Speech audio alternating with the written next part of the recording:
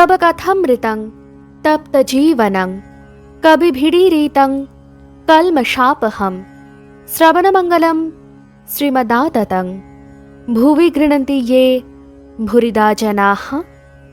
শ্রী শ্রী রামকৃষ্ণ কথামৃত। বসু বলরাম মন্দিরে, গিরিশ মন্দিরে ও দেবেন্দ্র ভবনে ভক্ত সঙ্গে শ্রীরামকৃষ্ণ। চতুর্থ পরিচ্ছেদ। 1885 11 মার্চ। ক্রমে সন্ধ্যা হইল। সিন্ধুবক্ষে যথায় অনন্তের নীল ছায়া পড়িয়াছে, নিবিড় অরণ্য মধ্যে অম্বরস্পর্শী পর্বত শিখরে, বায়ু বিকম্পিত নদীর তীরে, দিগন্তব্যাপী প্রান্তর মধ্যে ক্ষুদ্র মানবের সহজেই ভাবান্তর হইল। এই সূর্য চরাচর বিশ্বকে আলোকিত করিতেছিলেন। কোথায় গেলেন? বালক ভাবিতেছে, আবার ভাবিতেছেন বালক স্বভাবাপন্ন মহাপুরুষ। সন্ধ্যা হইল। কি আশ্চর্য! কে এরূপ করিল? পাখিরা পাদব শাখা আশ্রয় করিয়া রব করিতেছে। মানুষের মধ্যে যাহাদের চৈতন্য হইয়াছে, তাহারাও সেই আদি কবি কারণের কারণ পুরুষোত্তমের নাম করিতেছেন। কথা কহিতে কহিতে সন্ধ্যা হইল। ভক্তেরা যে যে আসনে বসিয়াছিলেন, তিনি সেই আসনেই বসিয়া রহিলেন। শ্রীরামকৃষ্ণ মধুর নাম করিতেছেন। সকলে উদ্গ্রীব ও উৎকর্ণ হইয়া শুনিতেছেন। এমন মিষ্ট নাম তাঁরা কখনো শুনেন নাই, যেন সুধা বর্ষণ হইতেছে। এমন প্রেম মাখা বালকের মা মা বলে ডাকা তারা কখনো শুনেন নাই, দেখেন নাই। আকাশ, পর্বত, মহাসাগর, প্রান্তর, বন আর দেখিবার কি প্রয়োজন? গরুর শৃঙ্গ, পদাদি ও শরীরের অন্যান্য অংশ আর দেখিবার কি প্রয়োজন? দয়াময় গুরুদেব যে গরুর বাটের কথা বলিলেন, এই গৃহমধ্যে কি তাই দেখিতেছি? সকলের অশান্ত মন কিসে শান্তি লাভ করিল? নিরানন্দ ধরা কিসে আনন্দে ভাসিল? কেন ভক্তদের দেখিতেছি শান্ত ও আনন্দময়?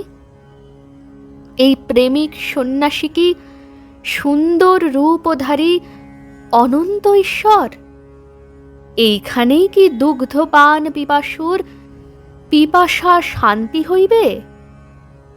অবতার হউন আর নাই হউন, ইহারই চরণ প্রান্তে মন বিকাইয়াছে, আর যাইবার জো নাই। ইহারেই করিয়াছি জীবনের ধ্রুবতারা। দেখি ইহার হৃদয় সরোবরে সেই আদিপুরুষ কিরূপ প্রতিবিম্বিত হইয়াছেন। ভক্তেরা কেহ কেহ ঐরূপ চিন্তা করিতেছেন ও ঠাকুর শ্রীরামকৃষ্ণের শ্রীমুখ বিগলিত হরিনাম আর মায়ের নাম শ্রবণ করিয়া কৃতার্থ বোধ করিতেছেন। নাম গুণ কীর্তনান্তে ঠাকুর প্রার্থনা করিতেছেন, যেন সাক্ষাৎ ভগবান প্রেমের দেহ ধারণ করিয়া জীবকে শিক্ষা দিতেছেন কি রূপে প্রার্থনা করিতে হয়। বলিলেন, মা, আমি তোমার শরণাগত শরণাগত।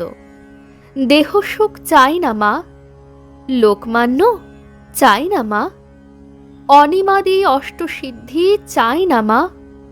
কেবল এই করো যেন তোমার শ্রীপাদপদ্মে শুদ্ধা ভক্তি হয়, নিষ্কাম অমলা অহৈতুকী ভক্তি হয়। আর যেন মা তোমার ভুবন মোহিনী মায়ায় মুগ্ধ না হই, তোমার মায়ার সংসারে কামিনী কাঞ্চনের ওপর ভালোবাসা যেন কখনো না হয়। মা, তোমা বই আমার আর কেউ নাই। আমি ভজনহীন, সাধনহীন, জ্ঞানহীন ভক্তিহীন, কৃপা করে শ্রীপাদপদ্মে আমায় ভক্তি দাও। মণি ভাবিতেছেন, ত্রিসন্ধ্যা যিনি তাঁর নাম করিতেছেন, যার শ্রীমুখ বিনিসৃত নাম গঙ্গা তৈলধারার ন্যায় নিরবচ্ছিন্না, তাঁর আবার সন্ধ্যা কি? মণি পরে বুঝিলেন, লোক শিক্ষার জন্য ঠাকুর মানব দেহ ধারণ করিয়াছেন। হরি আপনি এসে যোগী বেশে করিলে নাম সংকীর্তন। গিরিশ ঠাকুরকে নিমন্ত্রণ করিলেন, সেই রাত্রেই যেতে হবে। শ্রীরামকৃষ্ণ, রাত হবে না? গিরিশ, না, যখন ইচ্ছা আপনি যাবেন। আমায় আজ থিয়েটারে যেতে হবে, তাদের ঝগড়া মেটাতে হবে। পঞ্চম পরিচ্ছেদ। গিরিশের নিমন্ত্রণ, রাত্রেই যেতে হবে। এখন রাত 9টা। ঠাকুর খাবেন বলে রাত্রের খাবার বলরামও প্রস্তুত করেছেন। পাছে বলরাম মনে কষ্ট পান, ঠাকুর গিরিশের বাড়ি যাইবার সময় তাই বুঝি বলিতেছেন, বলরাম তুমিও খাবার পাঠিয়ে দিও। দুতলা হইতে নিচে নামিতে নামিতেই ভগবত ভাবে বিভোর, যেন মাতাল। সঙ্গে নারায়ণ ও মাস্টার, পশ্চাতে রাম, চুনি ইত্যাদি অনেকে। একজন ভক্ত বলিতেছেন, সঙ্গে কে যাবে? ঠাকুর বলিলেন, একজন হলেই হলো। নামিতে নামিতেই বিভোর। নারায়ণ হাত ধরিতে গেলেন, পাছে পড়িয়া যান।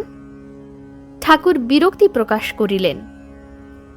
কিয়ৎক্ষণ পরে নারায়ণকে সস্নেহে বলিলেন, হাত ধরলে লোকে মাতাল মনে করবে, আমি আপনি চলে যাব। বোসপাড়ার তেমাথা পার হচ্ছেন। কিছু দূরেই শ্রীযুক্ত গিরিশের বাড়ি। এত শীঘ্র চলছেন কেন? ভক্তেরা পশ্চাতে পড়ে থাকছে। না জানি হৃদয় মধ্যে কি অদ্ভুত দেব ভাব হইয়াছে। বেদে যাহাকে বাক্য মনের অতীত বলিয়াছেন, তাহাকে চিন্তা করিয়া কি ঠাকুর পাগলের মতো পাদবিক্ষেপ করিতেছেন? এইমাত্র বলরামের বাড়িতে বলিলেন যে সেই পুরুষ বাক্য মনের অতীত নহেন, তিনি শুদ্ধ মনের, শুদ্ধ বুদ্ধির, শুদ্ধ আত্মার গোচর। তবে বুঝি সেই পুরুষকে সাক্ষাৎকার করছেন? এই কি দেখছেন, जो कुछ है सो तू ही है। এই যে নরেন্দ্র আসিতেছেন, নরেন্দ্র নরেন্দ্র বলিয়া পাগল। কই, নরেন্দ্র সম্মুখে আসিলেন, ঠাকুর তো কথা কহিতেছেন না। লোকে বলে, এর নাম ভাব। এই রূপ কি শ্রী গৌরাঙ্গের হইত? কে এই ভাব বুঝিবে? গিরিশের বাড়ি প্রবেশ করিবার গলির সম্মুখে ঠাকুর আসিয়া উপস্থিত হইলেন, সঙ্গে ভক্তগণ। এইবার নরেন্দ্রকে সম্ভাষণ করিতেছেন। নরেন্দ্রকে বলছেন, ভালো আছো বাবা? আমি তখন কথা কইতে পারি নাই। কথার প্রতি অক্ষর করুণা মাখা। তখনও দ্বারদেশে উপস্থিত হন নাই। এইবার হঠাৎ দাঁড়াইয়া পড়িলেন। নরেন্দ্রের দিকে চাহিয়া বলিয়া উঠিলেন, একটা কথা, এই একটি অর্থাৎ দেহি, ও একটি অর্থাৎ জগৎ, জীব জগৎ। ভাবে এসব কি দেখিতেছিলেন? তিনিই জানেন। অবাক হয়ে কি দেখছিলেন।